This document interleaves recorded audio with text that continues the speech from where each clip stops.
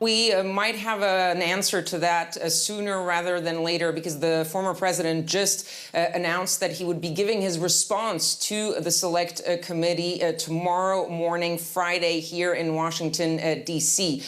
So we'll see what that response is, but it is highly unlikely that the former president is actually going to agree to testify or to give any documents to the Select Committee, just because most of his closest advisors, like Steve Bannon, for example, bucked a subpoena. Steve Bannon, actually was charged and indicted and convicted of a contempt of Congress for doing just that. And the former president also blasted the committee, saying, why didn't they ask me before? Why did they wait until the last minute? Well, the answer is because they believed that there was no chance for the president to actually come and testify in front of the committee. So this was more of a symbolic move by the January 6th committee, a way to wrap up these hearings with something memorable by putting it out there that they would like to have heard from the former president himself, because he was so central to what happened. Now, what will happen now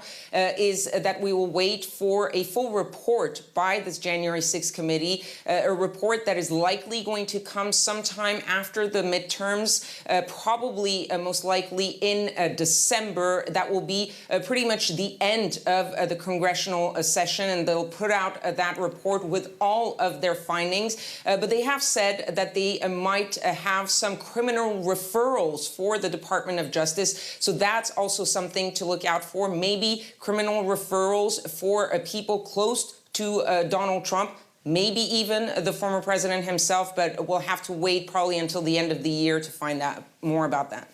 France 24's Kethevane Gorjestani.